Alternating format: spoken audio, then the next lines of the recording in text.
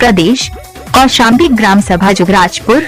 जी हाँ, हर माँ का बेटा है, बहनों का भाई जुगराजपुर बासी। हर चेहरे पर होगी मुस्कान, हर चेहरे पर होगी मुस्कान जब आपका बेटा, आपका भाई, जन्नत जन्नत का दुलारा श्रीकांत त्रिपाठी और नन का भाई होंगे प्रदान। तो चाची, हर माँ का बेटा है, बहनों का भाई, जनता के हक की है लड़ता लड़ाई। मांगे आशीर्वाद छू के हो पहुआ, हे चाची अब की जितैया चुनौआ, हे चाची अब की जितैया चुनौआ, हे चाची अब की जितैया चुनौआ, हे चाची अब की जितैया चुनौआ। जी हाँ, मेरे प्यारे भाइयों, ग्राम सभा जुगराजपुर की सभी सम्मानित जनता से हाथ जोड़कर निवेदन करती हूँ, आने वाले प्रधानी के चुनाव में बड़े भैया श्रीकांत त्रिपाठी और ननका भैया को जिताना है और अपने ग्राम सभा जुगराजपुर को स्वच्छ और सुंदर बनाना है। श्रीकांत त्रिपाठी उर्फ ननका भैया जिंदाबाद जिंदाबाद। जुगराजपुर के जनता जिंदाबाद जिंदाबाद।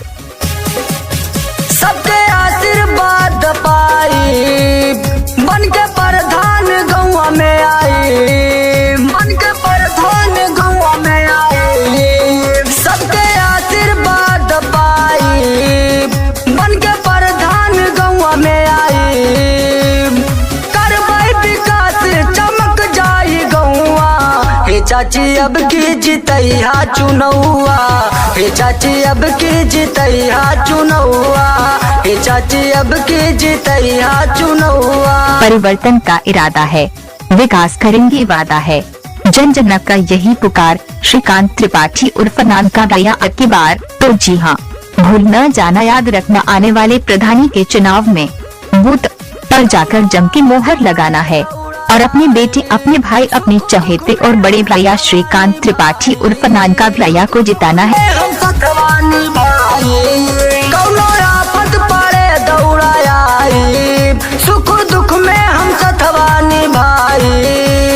हाथ जोड़ कहे अपने घर के बेटौआ, हे चाची अब की जितैया चुनौआ, हे चाची अब की जितैया चुनौआ, हे चाची अब की जितैया चुनौआ। हर माता ग्राम सभा जुगराजपुर सम्मान की बात रही हो, चाहे चक्रोड नाली खरंजा की बात रही हो, ननका भैया ने नंबर 1 का काम किया है। विरोधियों के जबान में ताला लगा है, कैसे मुकाबला करेंगे, कैसे टक्कर लेंगे ननका भैया जैसे शेर से। आज विरोधियों के हाथ पांव खुले हैं। ये नौजवानों, आज इस नौजवान बेटे श्रीकांत त्रिपाठी उर्फ ननका भैया को अपना एक बहुमूल्य वोट देकर भारी से भारी मतों से विजयी बनाएं और अपने ग्राम सभा जुगराजपुर में विकास की गंगा बहाए। कौशाम्बी जुगराजपुर से जी हाँ, मेरे प्यारे भाइयों, बड़े भैया श्रीकांत त्रिपाठी जी का कहना है, जो कर न सका कोई और काम कर देंगे, जो कर न सका कोई और काम कर देंगे, गरीबों का पूरा अरमान कर देंगे। 5 साल तो क्या, उम्र भर कोई नहीं भूल पाएगा, क्योंकि बन के प्रधान ऐसा काम कर देंगे, ऐसा काम कर देंगे। ए चाची, हर माँ का बेटा है, बहनों का भाई, जनता के हक की है लड़ता लड़ाई।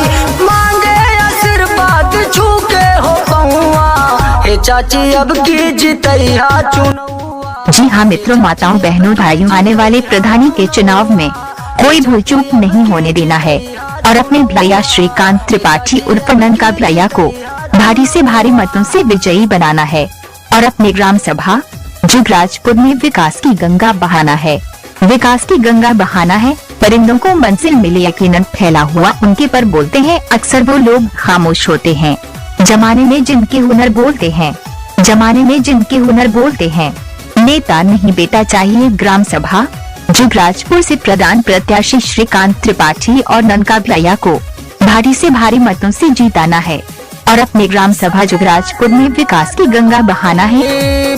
बन के प्रधान गौवा में आए, बन के प्रधान गौवा में आए। सबके कब तक जुल्म करेगा सत्ता के गलियारों पर, अरे कब तक जुल्म करेगा सत्ता के गलियारों पर।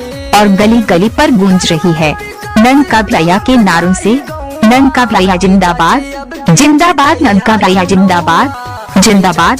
सुना है